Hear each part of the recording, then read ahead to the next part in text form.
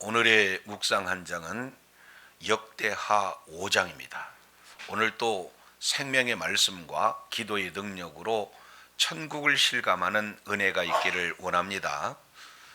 역대상 5장은 이제 역대상 4장에서 성전의 모든 기구들을 다 제작을 마쳤습니다. 그리고 이 5장은 이제 언약궤를 다윗성에서 성전으로 이렇게 안치시키는 그런 내용이 소개가 되고 있고, 그리고 안치되었을 때 찬양대 모든 사람들과 그리고 제사장들이 함께 하나님 앞에 찬양을 올려드렸을 때 바로 여호와의 영광의 성전에 가득한 그런 내용이 오늘 본문에 소개가 되고 있습니다.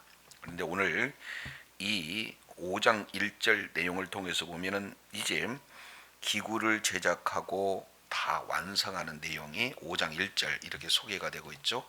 솔로몬이 여호와의 전을 위하여 만드는 모든 일을 마친지라 그랬습니다. 이제 성전 건축에 관련된 모든 기구들이 다 제작되고 완성이 되었다. 무려 약 한 7년의 그 기간 동안에 완성이 된 거죠. 자, 그런데 여기에 특징적인 내용이 하나가 있습니다.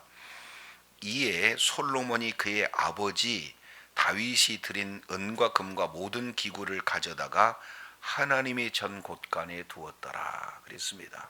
이제 솔로몬이 성전을 이렇게 완성했지만 실제 솔로몬이 성전을 건축하기 이전 다윗이 모든 것들을 준비를 했었어요. 그런데 그 다윗이 준비한 모든 기구들은 하나님 앞에 구별되어 드리는 그런 내용이기 때문에 이제 다른 용도로 쓸 수가 없습니다. 그렇기 때문에 그 모든 것을 성전 곳간에 두었다. 지금 이렇게 표현하고 있습니다.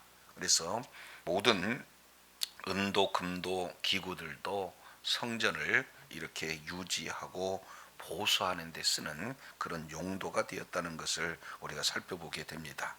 자, 그래서 이제 5장 1절로 모든 성전 이제 기구를 다 마친 그런 어떤 내용입니다. 이제 성전이 비로소 준공이 된 거죠. 자, 그런데 성전이 되기 위해서는 반드시 필요한 것이 무엇인가? 그 성전 안에 무엇을 안치해야 맞습니까? 바로 언약궤가 안치되었어야 비로소 성전이 될 수가 있어요. 그래서 2절 이제 최종적으로 언약궤를 안치하기 위해서 모든 회중들을 솔로몬이 지금 소집하고 있는 내용이죠. 2절입니다. 이에 솔로몬이 여호와의 언약궤를 다윗성 곧 시온에서부터 메어 올리고자 하여 이스라엘 장로들과 그리고 모든 지파의 우두머리 곧 이스라엘 자손의 족장들을 다 예루살렘으로 소집을 했다. 지금 모두 이 언약궤를 이렇게 성전으로 안치하는 이 내용은 모든 바로 백성들의 축제가 되어진다. 그래서 모두들 지금 소집을 하고 있는 것을 보게 됩니다. 그래서 이 소집하고 난 다음에 7장 10절 내용을 통해서 보면은 안치식이 다 끝나고 그리고 이어서 장막절을 다 지키고 난 이후에야 7장 10절에 7월 23일에 왕이 백성들을 그 장막으로 돌려보냈다. 그러니까 소집하고 오랜 기간 하나님 앞에 찬양하고 하나님 앞에 제사를 드리는 내용들이 계속해서 연결되는 것을 볼 수 있어요. 이것은 바로 이스라엘 이런 어떤 7월 장막절 절기에 맞춰서 이런 축제 행사가 연결이 됐다라는 사실을 보게 되어집니다. 자, 그런데 좀 특이한 것은요, 5장 3절 일곱째 달 절기에 이스라엘 모든 사람이 다 왕에게로 모였다 그랬습니다. 그러니까 자, 왕이 소집하고 그리고 모든 백성들이 모이는 그런 내용은 7월 절기였다라는 사실을 이렇게 말씀을 하고 있습니다. 자, 그런데 열왕기상 6장 38절 이 내용을 통해서 보면은 성전 준공은 언제 있느냐? 8월 달에 했어요. 그러니까 무려 한 달을 앞당겨서 여호와의 언약궤를 성전으로 지금 완성이 되기 이전 한 달 전에 이렇게 안치하고 있었다라는 사실을 보게 됩니다. 그 내용은 이제 매년 절기, 특히 7월 절기에 그런 맞춰서 이 일들을 진행하는 것은 절기를 바르게 지금 지키고자 하는 그 의도가 이 속에 담겨져 있죠. 자, 그래서 이제 4절 내용을 보면 이스라엘 장로들이 이름에 레위 사람들이 궤를 맵니다. 그래서 이제 언약궤는 말씀대로 법대로 메어서 지금 안치하고 있는 내용이 되어지죠. 그래서 5절 궤와 회막과 장막 안에 있는 모든 거룩한 기구를 메어 올라가되 레위 제사장들이 그것들을 메고 올라가매 법대로 지금 이렇게 옮기고 있는 그런 내용들을 보게 됩니다. 여기서 이제 우리가 한 가지 생각해 볼 수 있는 그 내용은, 그러면은 성막에 있었던 그 기구들, 그리고 또 새롭게 성전 시대에 맞춰서 이렇게 기구들을 만들었는데, 그러면은 예전 성막에 있었던 그 모든 거룩한 기구들을 어떻게 했습니까? 다 메고 올라갔다. 지금 이렇게 표현하고 있습니다. 그래서 성전에서 그 모든 그런 내용들을 또 이렇게 보존했다라는 사실을 이렇게 살펴볼 수 있죠. 그래서 신구의 성막 시대와 그리고 성전 시대 모든 기구들이 바로 이제 중단 없이 단절 없이 이렇게 하나로 연결되어지는 그런 내용들을 이렇게 살펴볼 수가 있습니다. 우리가 신앙생활을 하면서도 이제 아브람 세대가 있고 그리고 이삭 세대가 있고 야곱 세대가 있잖아요. 그런 내용들이 계속 언약이 계속해서 계승이 되어지고 신구가 조화가 되고, 그리고 믿음의 선진과 믿음의 바로 이 새로운 세대가 중단 없는 그런 전수를 통해서 하나님께 영광 돌리는 이 내용을 지금 잘 이렇게 표현을 하고 있습니다. 자, 그래서 6절에 솔로몬 왕과 그 앞에 모인 모든 이스라엘 회중이 궤 앞에서 양과 소로 제사를 드렸으니 그 수가 많아 기록할 수도 없고 셀 수도 없었다.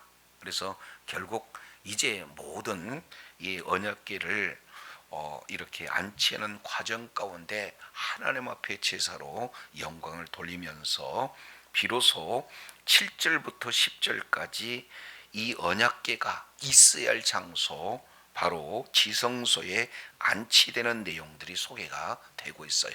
이제 법대로 이동하는, 메고 이동하는 과정을 거쳐서 안치하는 내용이 소개가 되는데 7절입니다. 제사장들이 여호와의 언약궤를 그 처소로 메어드렸으니 곧 본전 지성소 그룹들의 날개 아래라. 지금 이렇게 말씀을 하고 있습니다. 결국 이 하나님의 언약궤는 하나님의 임재의 하나의 상징물이잖아요. 실제 언약궤가 하나님이 될 수는 없잖아요. 자, 그런데 그 언약궤가 있어야 할 지성소에 지금 안치가 되겠다라는 사실을 이렇게 볼 수 있게 되어집니다. 그래서 이 언약궤는 결국 하나님의 말씀을 상징하고 결국 하나님의 언약을 상징하는 그런 하나님의 임재를 지금 뜻하고 있는 내용입니다. 그래서 이제는 하나님의 말씀이 임한 거죠. 언약의 말씀이 임했다. 지금 이리 볼 수가 있어요. 자, 그런데 여기에 8절부터 10절까지 이 내용은 두 가지 내용을 추가적으로 지금 말씀을 하고 있는데, 8절 그룹들이 괴 초소 위에 날개를 펴서 괴와 그 채를 덮었는데 그 채가 길어서 괴에서 나오므로 그 끝이 본전 앞에서는 보이나 밖에서는 보이지 아니하며 그 괴가 오늘까지 그곳에 있었으며 그랬습니다. 자, 여기에 중요한 사실은 괴가 안치되어 있는데 괴와 함께 있는 한 가지가 뭐예요? 그 괴를 이동하는 채가 있었다. 그 채를 제거하지 않았다는 것을 보게 되어집니다. 그러면은 성막에 지성소에 있었을 때 이 직접 거룩한 성물을 부정한 그런 사람이 접촉하게 되면 죽는 거 아니겠습니까? 그렇기 때문에 채를 제거하지 않아요. 그래서 언약궤와 채와 늘 함께 있습니다. 그러면 이제는 성전이 지어지게 되어지면은 이동하고 있지 않기 때문에 그 채가 이제 불필요할 수도 있잖아요. 그런데 그 채는 여전히 성막 시대나 그리고 성전 시대나 동일하게 지금 있었다라는 이런 사실을 통해서 본다면 이제 하나님께서 이 성전 안에 임재하고는 계시지만 그곳에 영원히 머물러 있는 것이 아니라 하나님이 원하신 때 어떻게 해요?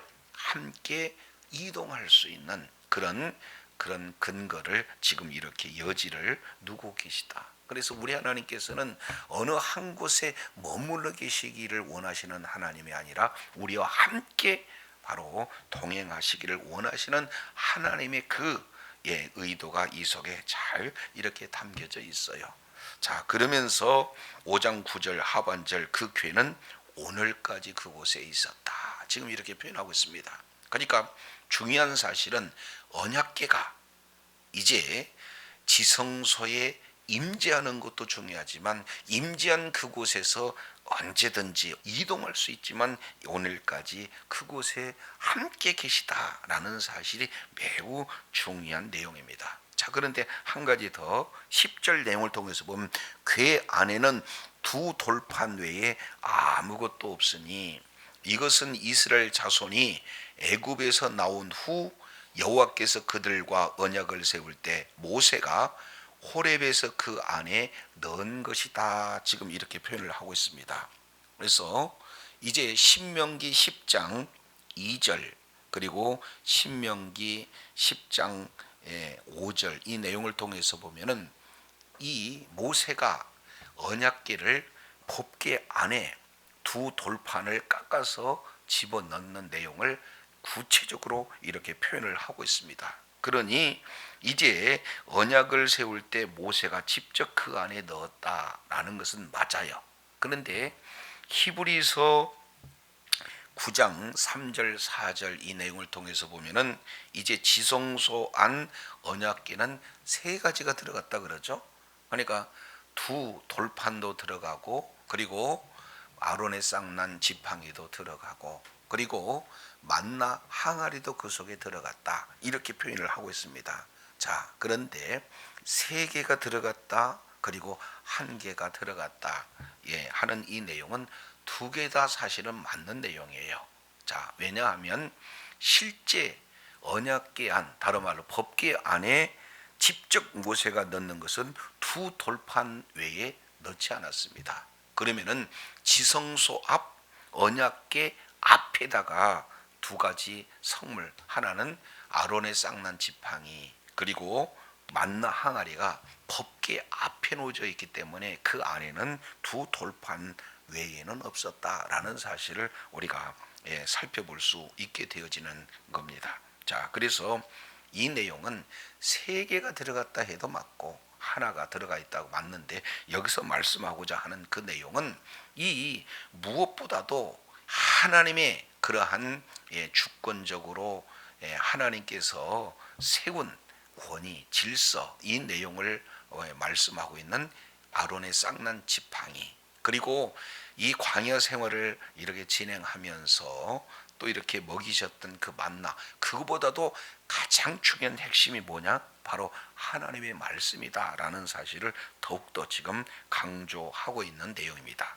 그래서 이제 1절에서 모든 기구를 다 지금 마치고, 그리고 무엇보다도 2절부터 6절까지 이 내용을 통해서 언약궤를 지금 안치해가는 과정, 메고 하나님의 법대로 안치하고, 그래서 결국 언약궤가 있어야 할 자리 그곳에 언약궤를 안치하는 그 내용들을 우리가 이제 살펴봤습니다.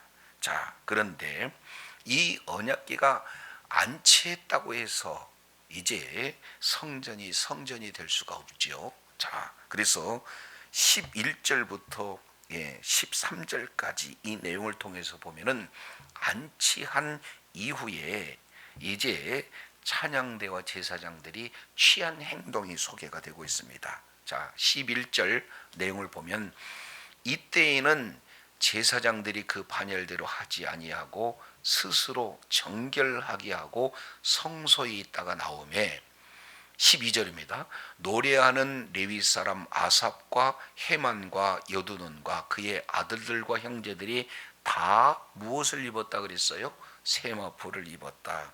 여기 등장한 아삽, 헤만, 여두둔 이 자들은 다윗 때 지금 이렇게 세워 놓은 찬양 대원들이 지도자들이잖아요. 근데 이들이 모두가 다 하나가 되었습니다. 그래서 이제 하나님 앞에 찬양 드리기에 앞서 먼저 세마포를 입었다. 그래서 이 세마포라고 하는 이 내용은 바로 아마포, 그러니까 거룩과 그리고 순결을 지금 말하고 있습니다. 그러니까 먼저 하나님 앞에 거룩하게 성결하게 했다.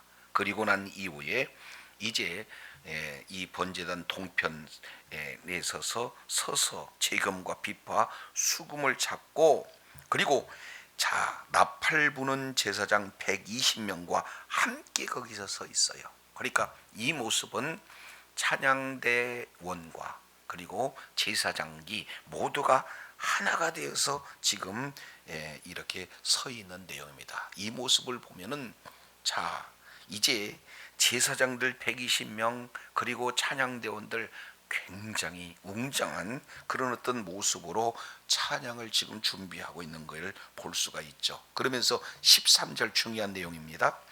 나팔 부는 자와 노래하는 자들이 어떻게 일제히 소리를 내어 여호와를 찬송하며 감사하는데, 나팔을 불고 재금을 치고 모든 악기를 울리고 소리를 높여 여호와를 찬송하여 이르되 선하시도다 그의 자비하심이 영원히 있도다 하며, 그때에 여호와의 전에 구름이 뭐했다? 가득하다. 여기서 중요한 한 단어가 뭐예요? 그때에. 그러니까 이제 여호와의 전에 구름이 가득했다라는 내용은 이미 출애굽기 19장 이 내용을 통해서도 살펴봤듯이 하나님은 영이기 때문에 하나님의 임재를 바로 부정한 사람들은 직접 볼 수가 없습니다. 그러니까 하나님께서 임재했다는 가시적인 그런 어떤 결과는 뭐가 임하는 거예요? 구름이 임한 거예요. 그러면 여기서 구름이 임했다는 것은 하나님께서 임했다는 그 가시적인 그런 어떤 모습 아니겠습니까? 그러니까 중요한 것은 이제 다윗성에 있었던 이 언약궤를 하나님의 성전으로 이렇게 옮기되 있어야 할 장소, 바로 지성소에 옮기는 굉장히 중요해요. 그러니까 아무리 화려하고 아무리 크게 건축했다 할지라도 언약궤가 없는 건물은 건물에 불과하다 그 말이죠. 그런데 그 건물에 언약궤가 안치되고 이스라엘 그 장소에 위치했다 할지라도 하나님께서 임재하시지 않으면 하나의 상징적인 조형물에 불과하는 거죠. 그런데 오늘 하나님께서 이제 임재하시는 그 모습은 어느 때 지금 임하고 있는 거예요? 모두가 다 하나님을 찬양할 때. 그래서 여기 중요한 단어가 12절 함께 서 있었다는 것, 그리고 함께한 그들이 13절 일제히 하나님 앞에 소리를 내었다는 것. 그래서 모든 백성이 다 하나가 되어서 하나님을 찬양했다. 여기서 찬양의 내용은 뭡니까?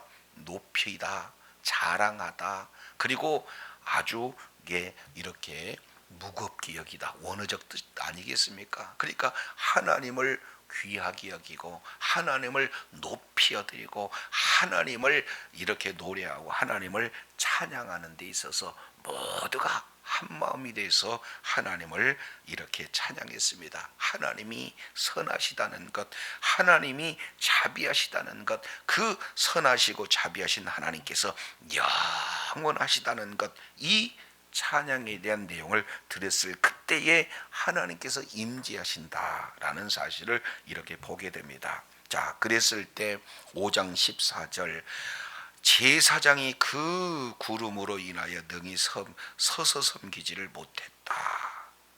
왜냐하면 여호와의 영광이 하나님의 성전에 모였기 때문에, 가득했기 때문에. 이 내용은 이미 출애굽기 40장 35절부터 이제 약 5절 이 내용을 통해서 보면은 여호와의 영광이 언약궤가 이 성막에 안치되었을 때 여호와의 영광으로 충만했다는 그 내용들을 말씀을 하고 있습니다. 동일하게 이 내용은 열왕기상 8장 11절에도 똑같이 여호와의 영광으로 충만했다는 사실을 이제 이렇게 말씀을 하고 있는 거예요. 근데 오늘 역대 5장 14절에도 여호와의 영광이 성전에서 뭐 했어요?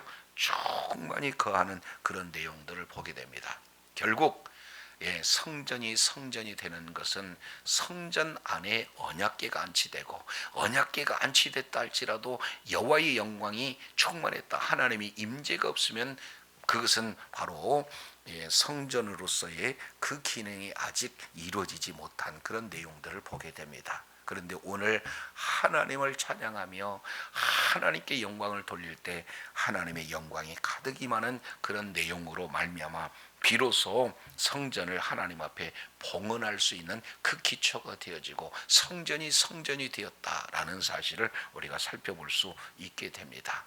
그래서 이제 이 성전은 결국 이제는 하나님의 임재가 있는 그런 장소고, 그 성전은 그 임재하신 하나님을 만날 수 있는 장소고, 그리고 그 성전은 하나님께 나아가 하나님을 만나고 하나님의 말씀을 이렇게 들을 수 있는 그런 어떤 장소가 되어지는 겁니다. 자, 그런데 이것은 하나의 그림자에 불과하고 실제 성전은 누가 되는 겁니까?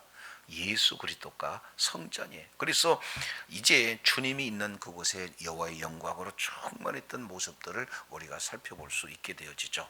이제 예수 그리스도를 믿는 믿음으로 성도들이 이제는 바로 하나님의 성전이 되었다. 그러면 우리가 하나님의 성전으로서 말씀으로 충만하게 자리 잡고, 그리고 여호와의 영광으로 충만했을 때 이제 성전된 몸으로서 하나님 앞에 더욱더 영광 돌릴 수 있는 우리의 모습들이 되어야 됨을 오늘 역대하 5장 이 내용을 통해서 살펴볼 수 있습니다. 그래서 날마다의 삶 속에서 이제는 말씀으로 충만하고, 그리고 성령으로 충만한 그런 어떤 상태에 더욱 하나님 앞에 존귀하게 쓰임받을 뿐만 아니라 우리 하나님께서 함께 임재하고 하나님께서 이제 마음껏 제한 없이 일하심으로 말미암아 있는 그곳이 천국이 되어지고 날마다 하나님의 일하심으로 하나님 앞에 영광 돌리는 복된 삶을 사는 것이 성전된 자의 삶의 모습이다라는 것을 보게 되어지죠. 그래서 날마다 성전된 삶으로 하나님 앞에 하나님의 임재하에 하나님의 일하심으로 하나님께 영광 돌리는 복된 역사가 있기를 간절히 소원합니다. 기도하겠습니다. 거룩하신 하나님 아버지, 오늘 솔로몬 모든 성전 기구를 다 마친 이후에 최종적으로 여호와의 언약궤를 이제는 지성소에 안치는 그 과정 가운데 하나님의 법대로 이렇게 메어 올리고 안치하는 내용들을 보게 됩니다. 이제 그곳은 바로 하나님의 말씀이 충만히 임하는 것이고, 그리고 이 말씀이 충만히 임하고 이 언약궤가 임하는 그 내용도 중요하지만 이제 그곳에서 오늘까지 계속 있으면서 무엇보다도 하나님께서는 채를 이제 같이 있게 함으로 말미암아 우리 하나님께서는 언제든지 동행하시기를 원한다는 사실을 살펴보게 됩니다. 뿐만 아니라 이제는 그 언약궤가 안치되는 그곳에는 돌판 외에 아무것도 없었다라고 하는 것은 말씀 중심임을 다시 한번 바로 말씀을 하고 계시고, 더 나아가서 이제 그런 말씀이 되고 하나님의 임재가 임하는 성전이 되기 위해서는 무엇보다도 하나님을 찬양하며 하나님께 감사하며 하나님 앞에 영광 돌리고자 했을 그때의 여호와의 영광으로 충만했다는 사실을 우리가 살펴보면서 주님 오시는 그날까지 이제 말씀 충만하고 성령 충만하여 하나님을 찬양하고 하나님 앞에 영광 돌리며 이제 하나님이 임재하시고 하나님과 동행하며 하나님께서 일하심으로 있는 그곳이 천국이 되어 하나님께 더욱더 영광 돌리는 주의 사랑하는 자녀들이 다 되어지도록 은혜를 더하여 주옵소서. 감사드리며 예수님 이름으로 기도드립니다. 아멘.